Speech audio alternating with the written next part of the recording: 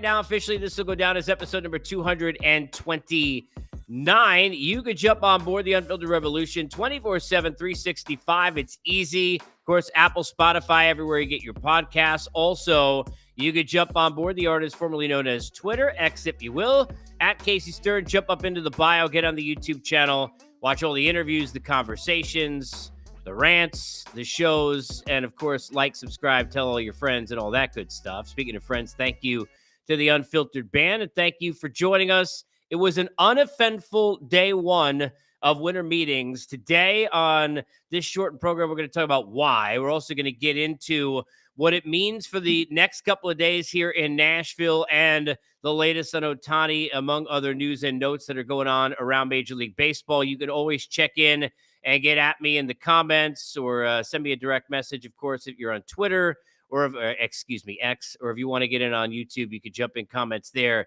and connect with me directly, anything that you would like to talk about. We are talking here at Unfiltered in large part thanks to our good friends at BetOnline. BetOnline, your number one source for all your sports betting needs. Latest odds, lines, and matchup reports for all your baseball, boxing, basketball, golf, and much, much more. BetOnline is and continues to be the fastest and easiest way to get all your wagers.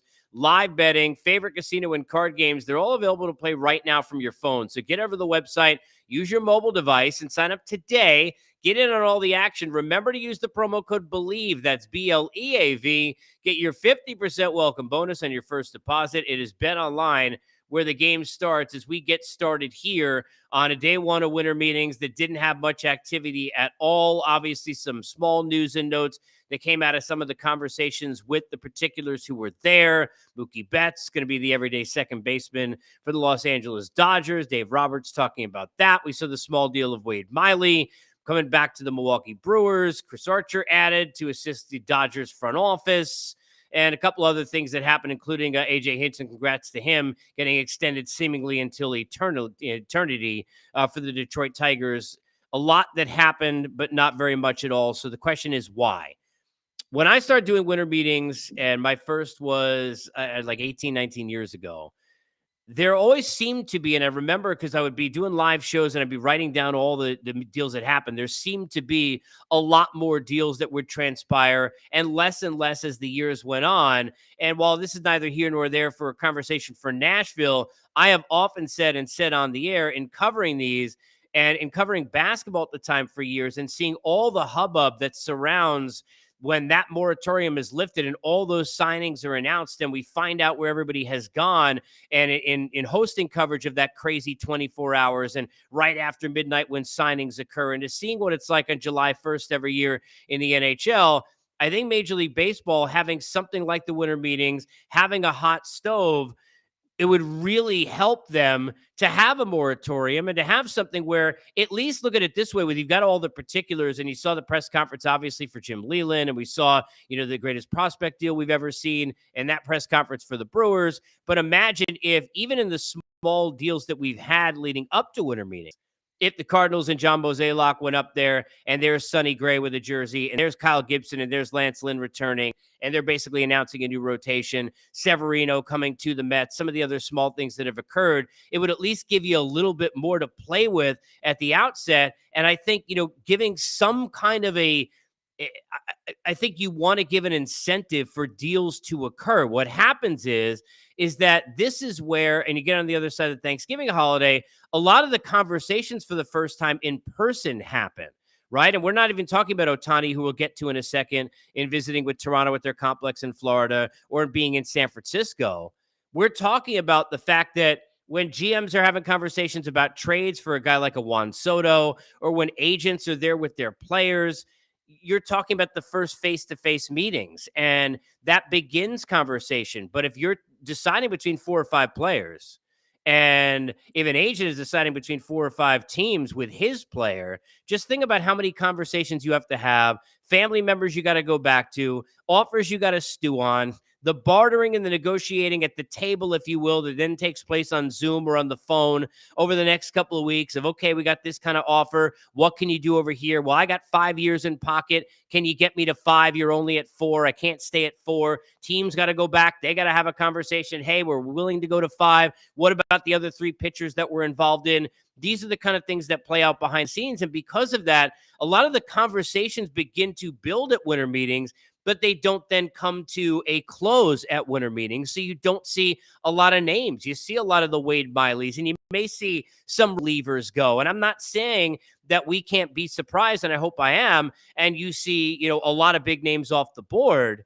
But in any given year, and specifically, which I'll get to in this one, but in any given year, it's troublesome for winter meetings being so short and for the conversations to go from A to Z, not really going to happen. Now, there are some that have already occurred, and then you can kind of finalize deals and do sorts of things like that. But then we get to what's called the domino effect of how this plays out in free agency specifically.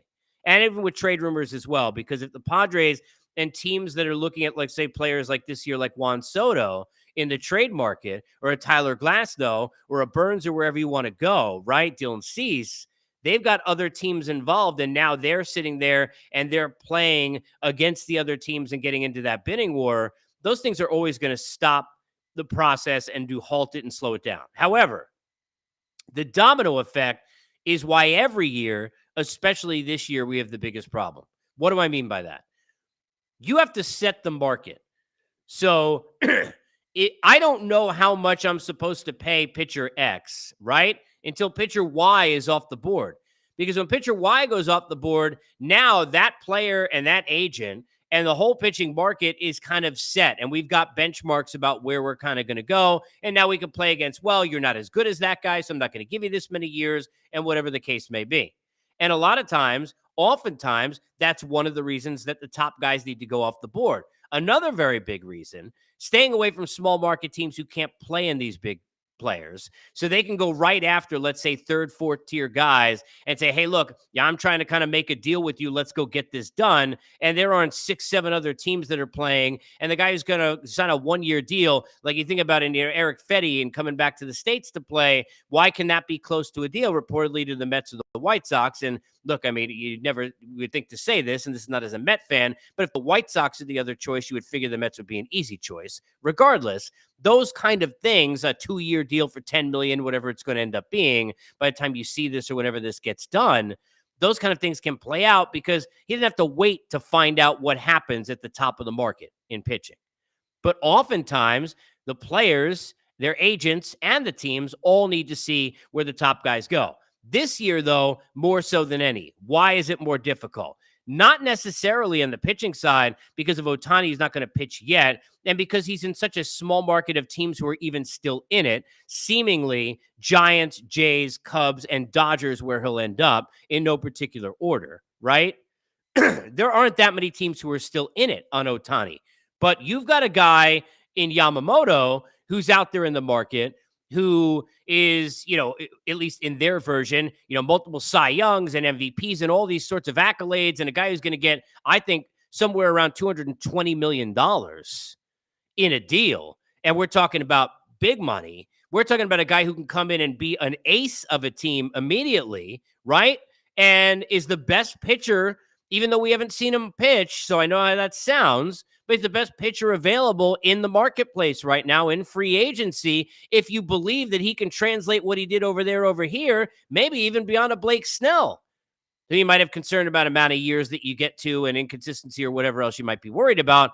This dude, I mean, forget it, the numbers that he's coming with over here. So when he gets paid, he's going to get paid over $200 million at least, likely. Well, when teams are in on Yamamoto and you had to have the posting, and now he's coming into the States and he's going to have meetings this next week, not going to happen here clearly by the time winter meetings is done in Nashville. Well, if I got Yamamoto on the top of my board, how in the hell can I go ahead and make a deal with you, Mr. Agent, for your pitcher when I'd rather have him? And if I want him, right? To quote my cousin Vinny, he says, I want him. If you want that and you want Yamamoto and you want to play on Yamamoto, you got to wait this thing out. So I'm not playing around with, whether it's the from the Snells to the Jordan Montgomerys to wherever else you want to go. And even the trade market slows down because let's say if I lose out on Yamamoto, now I'm more likely to say, okay, well, now do I want to use prospects to go get a Dylan Cease? Now, when I look at it, do I want to use prospects to go try and see, can I pull a Burns? What's a Glasnow deal going to cost me? Those sorts of things then come into play. But if I got Yamamoto at the top of my board, or if I'm playing it on Ohtani when I'm spending $500-600 million, what the hell do I have to afford after that? If I'm thinking about those kind of guys, I don't have much wiggle room or where places to go.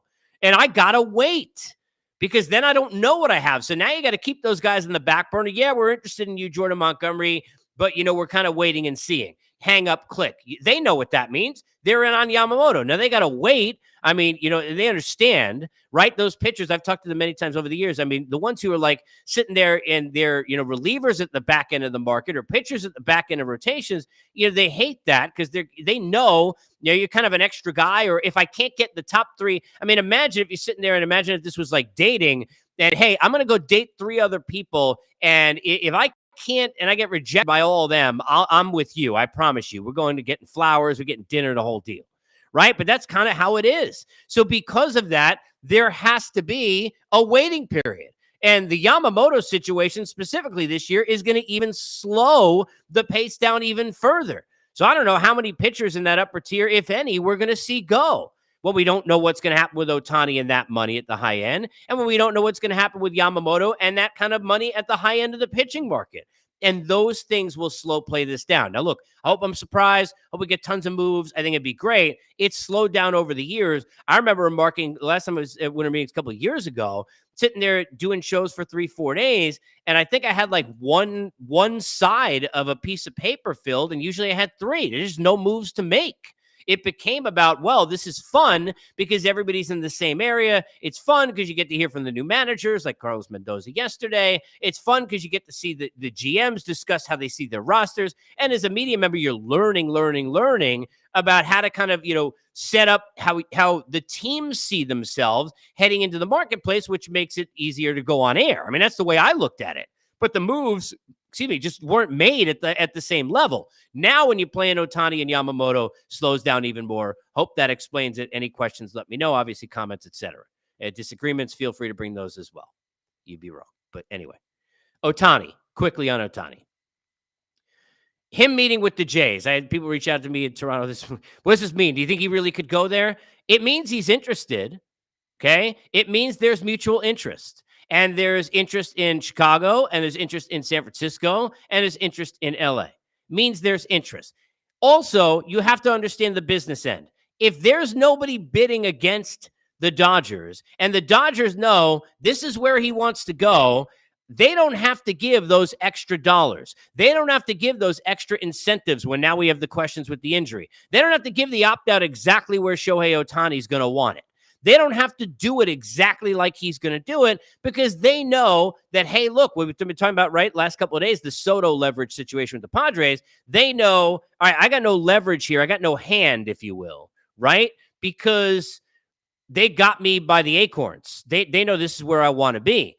So he got a date. He got to sit there and you make the Dodgers wonder a bit. He got to have other bids. He's got to have other money. He's got to have other offers. Now, I'm not saying that he's, making a mockery out of the Jays or he doesn't have interest, because I do think if he's doing this, he's got legitimate interest. I do think clearly a lot of reasons to believe legitimate interest in the Giants, a lot of reasons to believe legitimate interest in the Cubs. He's going to be a Dodger. If I'm wrong, again, happy to admit I'm wrong. I will be somewhere between really, really, really, really surprised and shocked, because it comes down to common sense.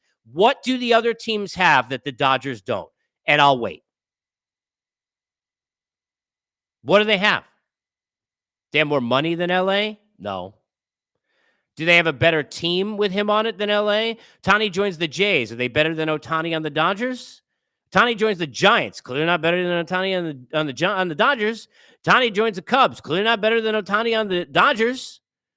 The only teams that would even be in that category that you could say that would be if you told me he was meeting here in Atlanta. And then I can tell you, well, Ohtani on the Braves is probably better than Ohtani on the Dodgers in terms of where that team would be. But where else you having that conversation? You're just not. So if I got a chance to not have to move, be where I want to be, make money off the field. I'm sitting there in Hollywood. No offense to the 5 freeway. I'm in real LA now, and I'm a Dodger. Why the hell am I going to Toronto for? And I love Toronto. I'm just being honest with you. I know people get mad, right? It's like, I remember being on the air years ago, and I was like, Giancarlo Stanton got like a mansion in Miami. He was in LA. He's not going to St. Louis. And people were like, well, when they offered him all that, no, what do you mean? Of course he would come here. Nothing wrong with St. Louis. It's just sometimes these things got to play factors. Life plays factors. Reality and common sense got to play a factor, right? It's a Rockies fan who's mad when they're in the playoffs. Why do we have the 2:30 in the afternoon game and the Yankees are on at 8? Like, if you don't understand that, I get being upset, but understand it, right? I'm not trying to compare that to Florida State not understanding why they're not in the college football playoff. Another scenario. But if you're sitting there and you're looking at it common sense wise, right? Why would he meet with these teams? Well, it benefits him. More opportunities, more things to know. Learning doesn't mean he can't be overwhelmed and bowled over and sold by another team. But it benefits him. It benefits the amount of money. But why would he pick one of the others in the Dodgers? When I can go play with Freeman and Mookie Betts for as many years as I want, with probably an opt-out, tons of incentives, make money off the field, Ohtani is going to end up a Dodger. Is he going to date? He's going to date. Is he going to give you some curveballs and you're going to be like, ooh, well, maybe he's going to go somewhere else? Well, maybe he's going to go somewhere else, but he's going to end up being a Dodger. You can end up right here in Unfiltered and should often, as much as you can, Apple, Spotify, everywhere you get your podcast, Twitter, X, if you will, YouTube, all sorts of different spots. Catch me and hit me whenever you want with any questions or conversations on baseball or all sorts of sports. We hit them all here on this show. Unfiltered, we'll see you next time. As always, is brought